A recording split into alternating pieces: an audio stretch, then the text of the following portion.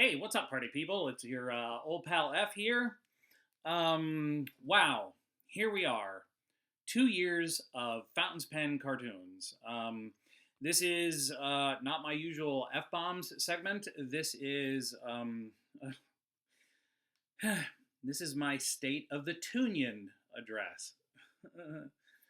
I gotta say, with the exception of the use of it in Who Framed Roger Rabbit, one of the greatest movies and movie accomplishments of all time, um, I despise the word tune.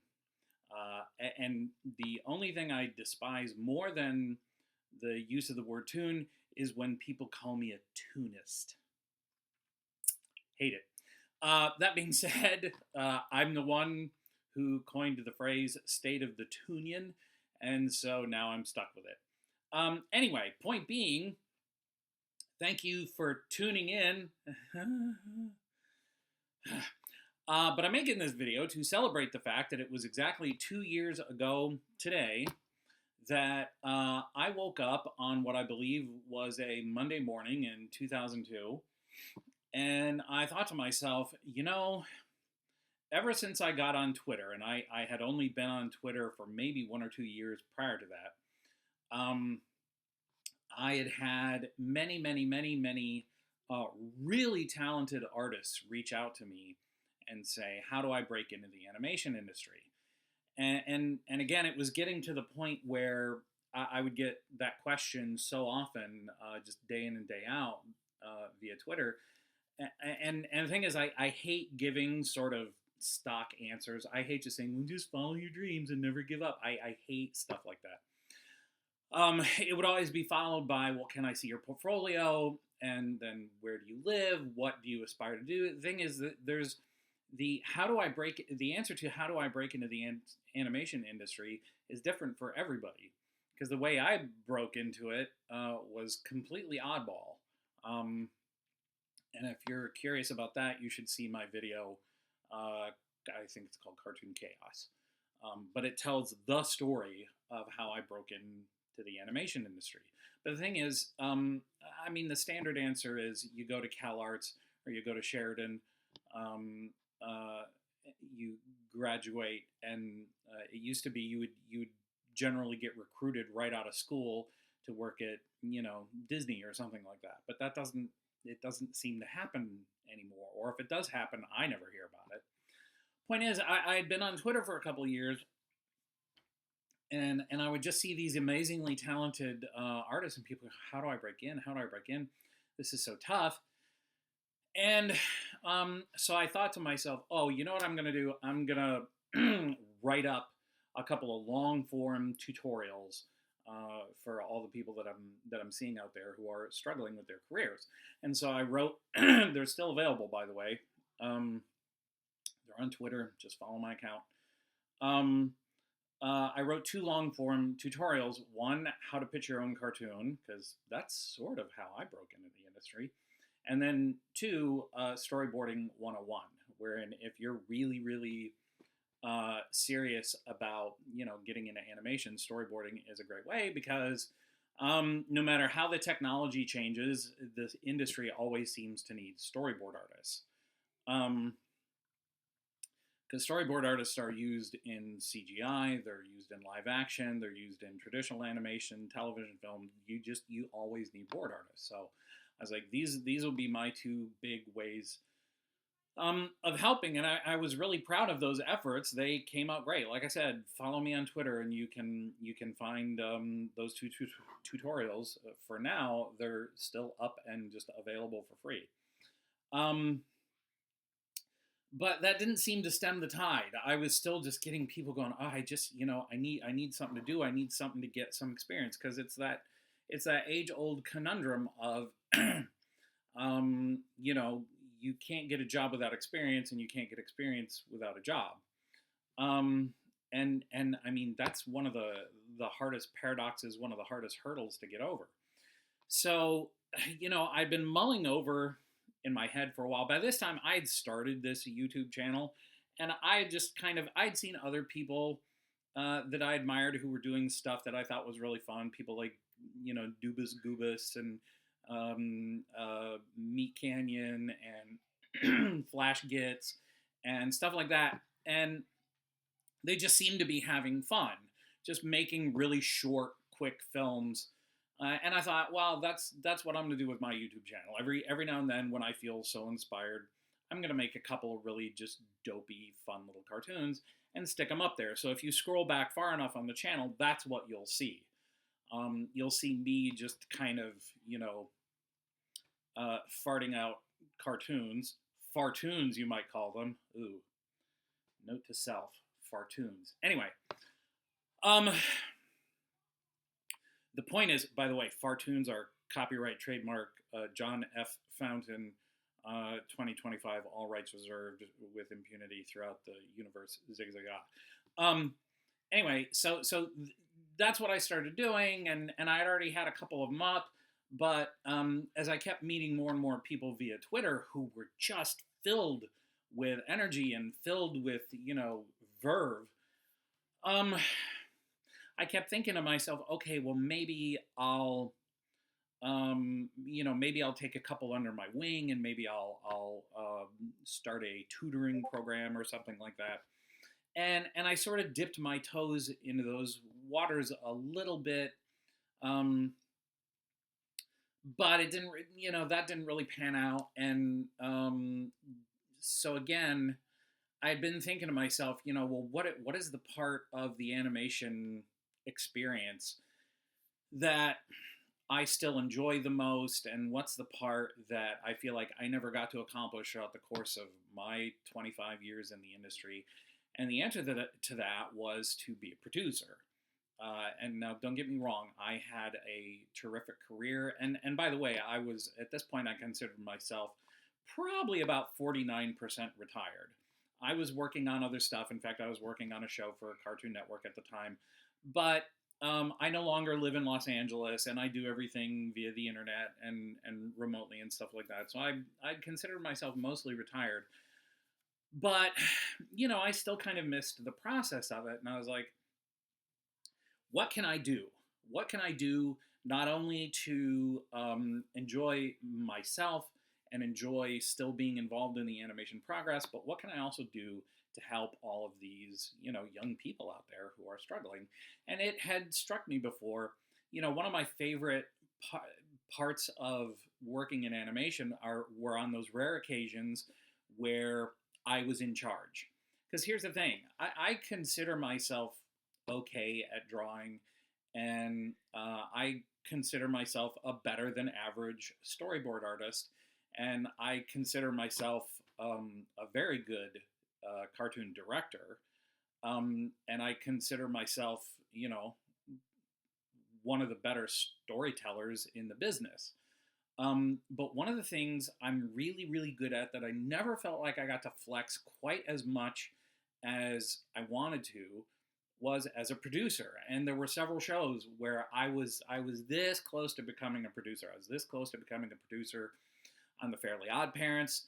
I think if Yin Yang Yo had stuck around for a little longer, that might have happened. I was really dying for it to happen on Hero 108.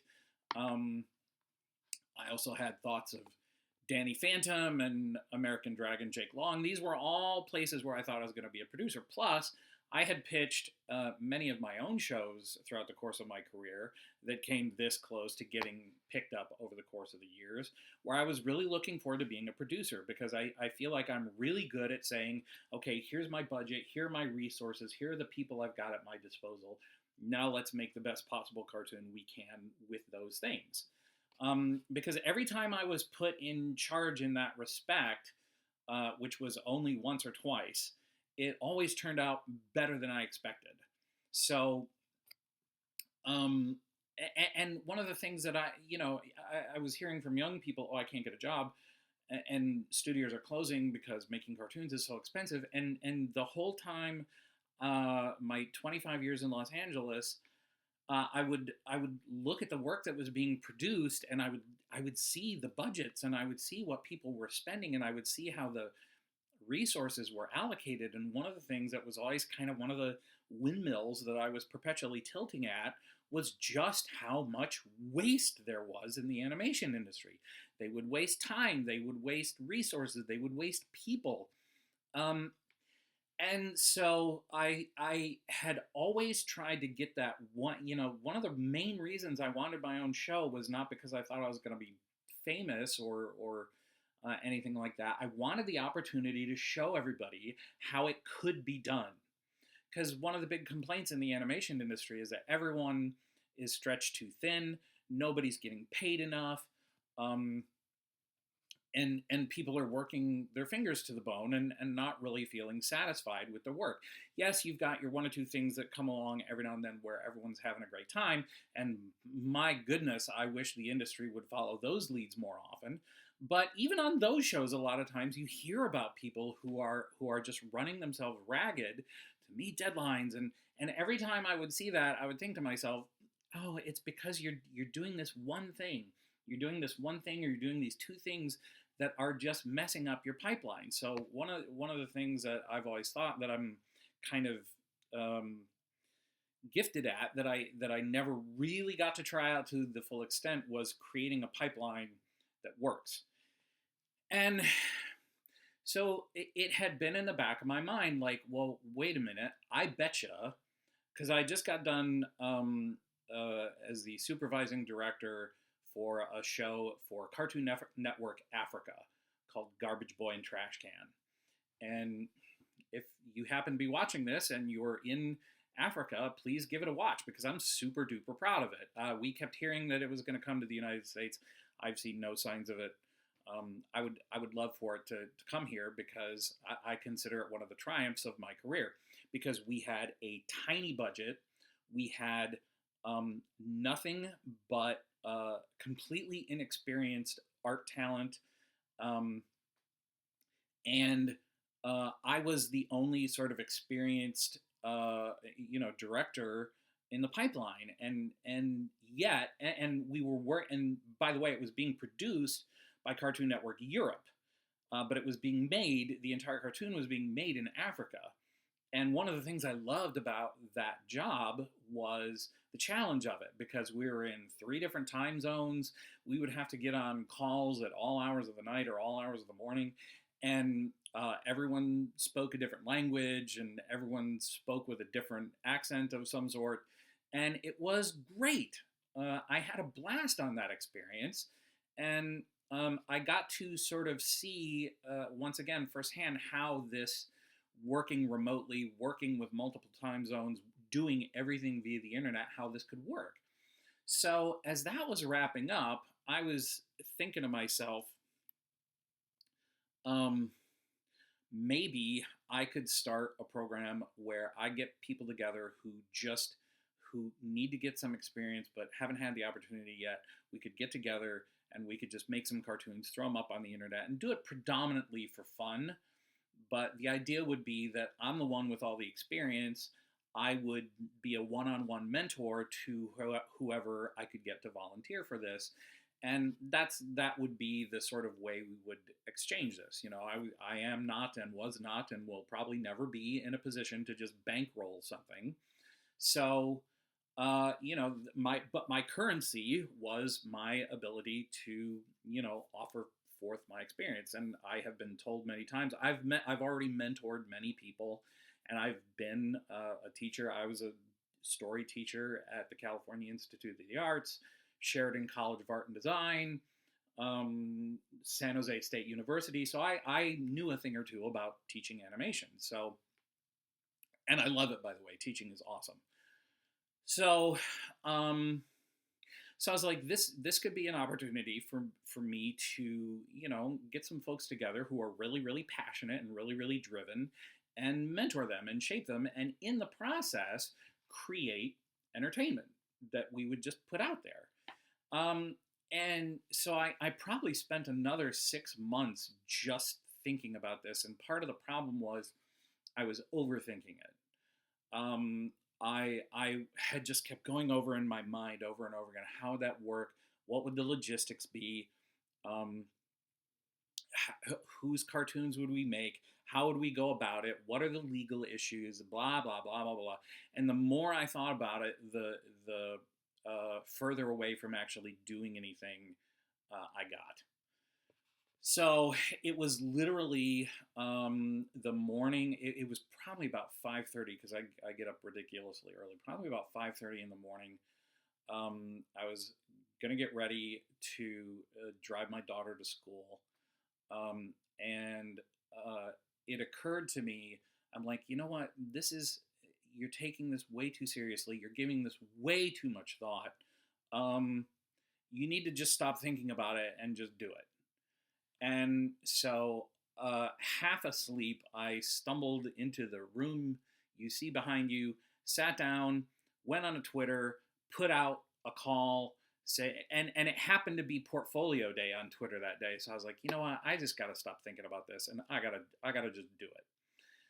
And the one thing I sort of said to myself at the time was, okay, the one sort of big legal issue is, how do we share copyrights? How do we share trademarks? How do we do this, that, or the other? And then I thought to myself, well, the one way around that is that we're only going to start making cartoons that I created, that I own the copyrights to, so that there's no arguments, there's no hassles, and but I had resigned myself right off the gate. I was going to take these things that I had created and pitched that had been through all kinds of development hell, where all the rights had reverted back to me, and I was going to hand them off to other people.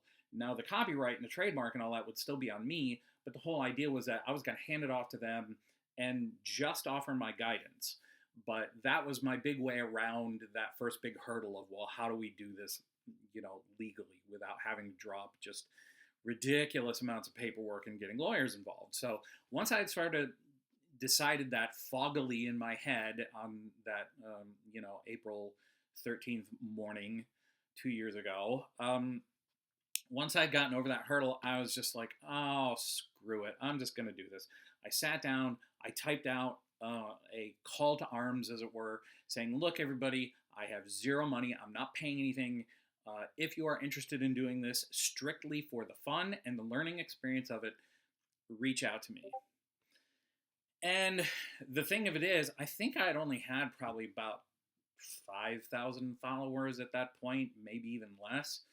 I didn't really expect a huge response. I thought maybe 10 or 11 people would sign up. And of those 10 or 11 people, I imagined that at least 3/4 of them would drop out before the year was out, and that the whole thing would potentially fizzle out before we even got a cartoon up on YouTube.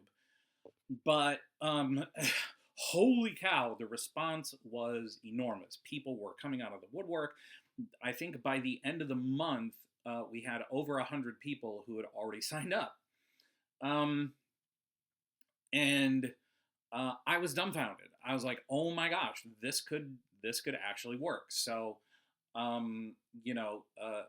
thankfully, two guys right out of the gate, Calco Beater and Tiger Singh, who had been following me before and who had had a little bit of interaction with, reached out and said, "Hey, we'll run your Discord." And they got me started on that. And since then, Tiger has really been the one to sort of take over all of the day-to-day management. But right out of the gate, those two got me set up, because that was the one thing I said I don't know how to do. I don't know how to navigate all of this internet nonsense. So if you guys can set that up, and if you guys can run that part of it, all of the mentor stuff, all of the providing, inspirational materials, all that stuff will be provided by me. And they were wildly enthusiastic about it. And so with that underway, we were off to the races. We started our Discord server, which you see behind you, and that's how it started. And one of the biggest lessons that, if you're watching this video, I would like you to walk away with, is that I used that opportunity to practice something that I had never challenged myself with before. And that was the challenge of, I'm not going to overthink this. I'm just going to do it. And I still get a lot of people approaching me with, they've either got a cartoon idea, or they've got a graphic novel, or they've got a script. And they asked me, how should I do this? And my answer now is just do it. And what comes of that, almost inevitably, is that at first it is going to be sloppy, and it's going to be disjointed, and you're going to make mistakes, and there's going to be errors, and you have to just say to yourself right out of the gate, I'm okay with that. And it was especially easy with this because, like I said, the job one when we started Fountains Pen Productions was fun. If you're not having any fun, you should just leave. You No harm, no foul. And by the way, people have come and gone. Many people have come and gone. There are very few people who are still there that were there from the very beginning. But that has always been the point. There are other programs you can join. There are other, internships you can be a part of.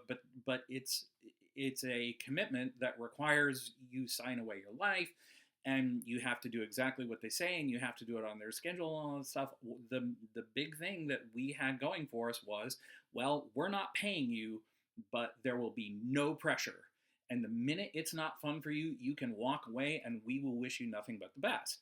And in addition to that, I make myself available as a one-on-one mentor. Now, like I said, one of my main sort of goals with this was to have people learn by doing. So I stay out of it as much as I absolutely can. And I provide the material that everything is based on. Everything is created by me, but I hand it off to a director or a group of people, and I go, you take this and you run with it. And, some of the people take it in a completely different direction. Some take it and they stay a little closer to the source material. But, the point is, if they've got an idea that's going to improve, what I've already laid out, I leave them alone. And that's another thing that's completely different than a lot of these other independent productions or mentorship programs or tutor programs is I made a commitment from the very beginning to not let my ego sail this ship or drive this truck, or whatever metaphor you want to use. This was not about me. This was about getting experience and providing experience to these people who were passionate enough to do it for free, and that has done nothing but pay off from the very beginning. Some people have needed more guidance than others, but others were very, very keen to just sort of take stuff and run with it. And it has been the whole letting go for me, and letting people take stuff and do it in their style and rework stuff and everything like that has been just an absolute pleasure for me. It amazed me how much the letting go, and how much oh, you know what, I'm not going to worry about whether or not we get this done on time. Who's going to get mad at us? Who's going to yell at us? I'm the boss, and I don't care. Or rather, it's not that I don't care, it's that we're here to have fun. And that has become our default setting. Anytime we get too wrapped up or too wound up or too stressed about any of this, we have made a point. We hit the brakes and we go, oh, right, this is supposed to be fun. And by the way, those things have occurred. There have been disagreements. There have been disputes. Like I say, there have been people who have come and gone. And by the way, if you're one of the people that left, I wish you nothing but the best. Please reach out and let me know how you're doing. But the people that have stayed have been having a blast. We have all been having a blast. There have been some tough times in my life in the past couple of years where one of my big sources of cathartic joy has been working on this stuff with these people.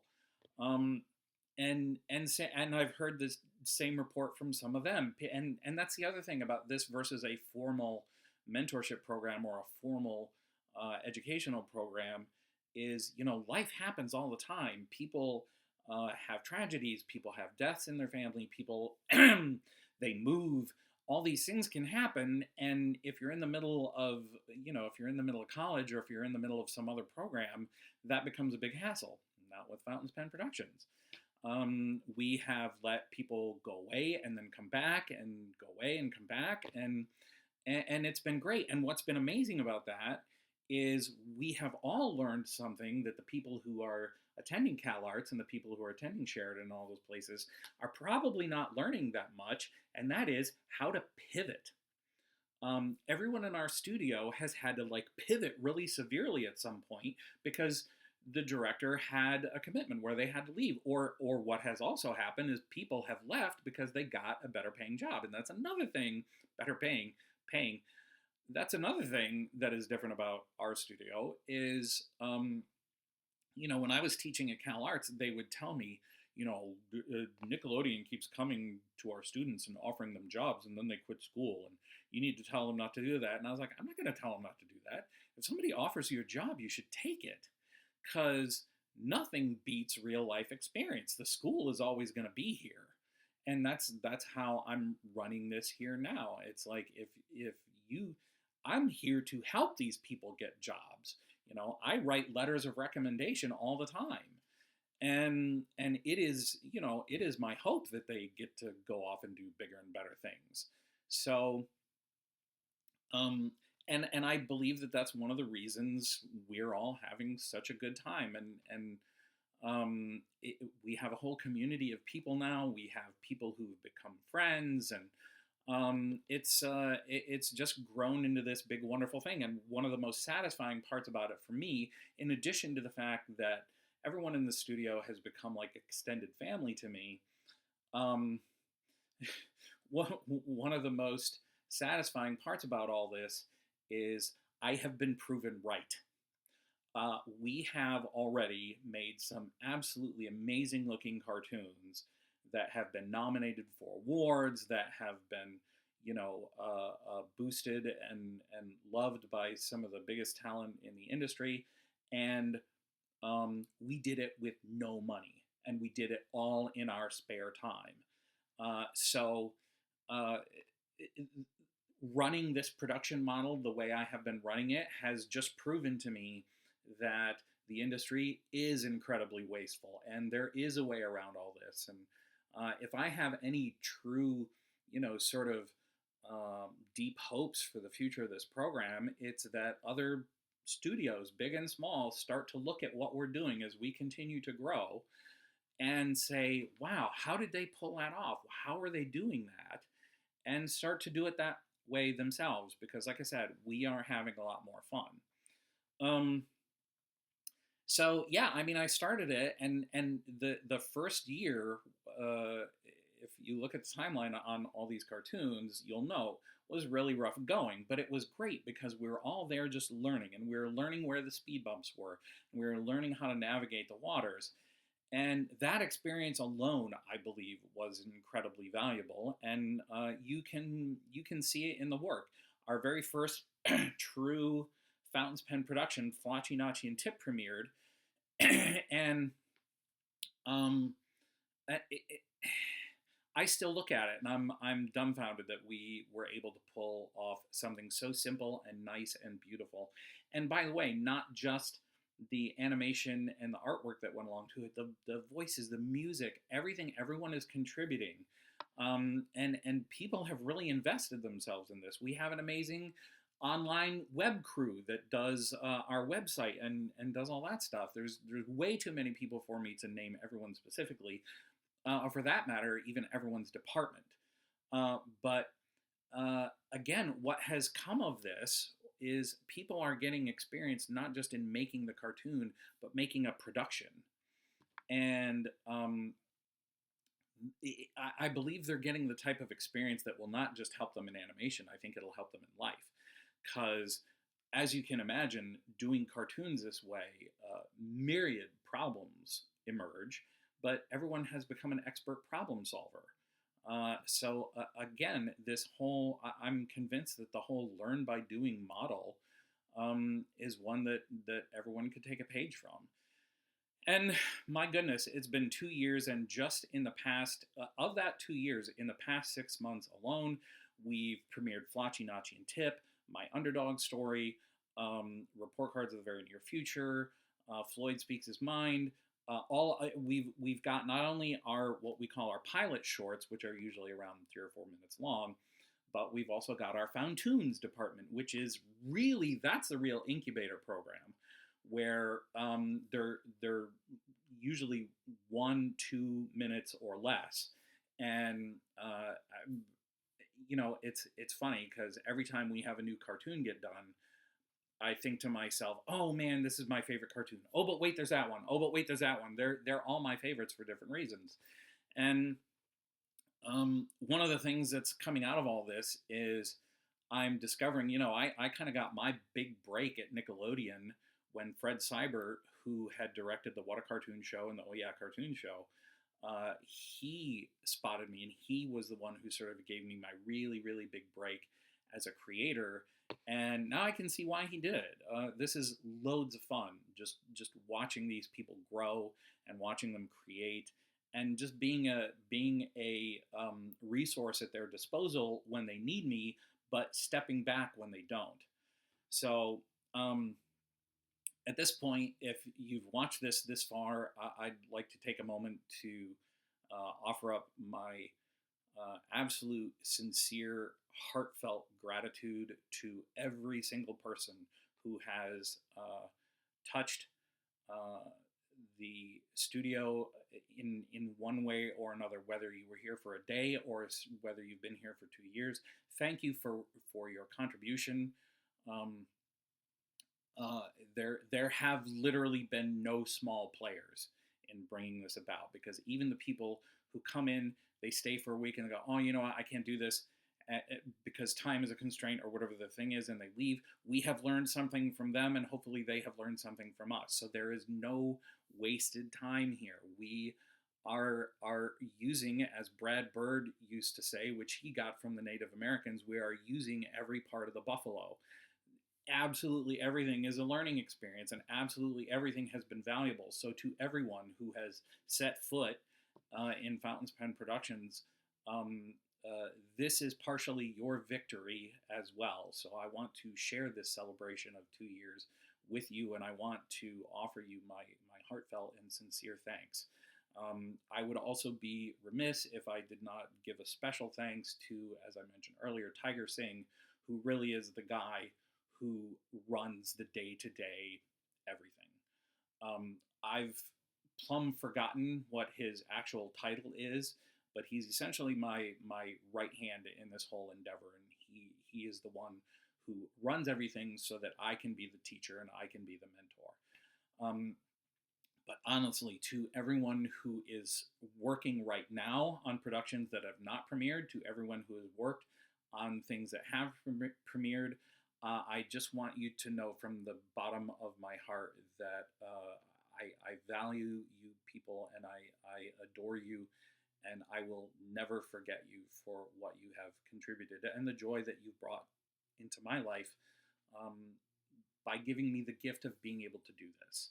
Because I had a feeling it would be satisfying on an artistic level, but I had no idea it would be this satisfying on a strictly soul enriching kind of level. We are creating art here. And, at a time in media history where everyone is starting to look to AI to create things, it is wonderful to be just awash in young creativity and seeing these people be creative right before my eyes. And it just further illustrates how human creation simply cannot be replicated by machine. So at a time when the whole world is looking at algorithms to be creative, it is wonderful to see what it is that makes us human beings unique, and why programs like this can be so helpful and be so wonderful to be a part of. So if you have been watching this video, please, once it's over, watch everything else on this channel, because there's amazing stuff. And if you've seen it before, watch it again, because there are Easter eggs, there are things you probably haven't noticed, and we just really appreciate your support. And by the way, those are the other people I want to take a moment to thank. Thank you for watching. Thank you to anyone who has subscribed, liked, shared, or even just told a friend about what's going on here. Thank you, thank you, thank you. We couldn't and wouldn't do it without you. Your support means more than you're ever going to know. And we hope that you will stay with us because we want to continue to grow and expand. Um, I was pretty sure we were going to grow. I didn't know we were going to grow as fast as we did. So I have nothing but hopes for the next year. We've got all kinds of plans for what we can do with this studio. Things I don't think I'm supposed to even talk about right now, but we've got all kinds of tremendous plans, and we want you, the viewer, to be a part of it. So please reach out on Twitter, reach out on YouTube, reach out on Blue Sky, reach out on all socials because we are there and we love to hear from you and we want you to be a part of this. So, I guess on that note, I'm going to wish all of my crew, past, present, and I guess future, sure, why not, to everyone at Fountains Pen Productions and Fountains Pen Cartoons, to all of you, my viewers and the people who have supported us through all of this. Thank you once again. Happy 2-year anniversary to the studio and the production company. And here's to hopefully many, many, many, many more. Thank you for tuning. Be sure to like, share, and subscribe. Zigga zigga, party people.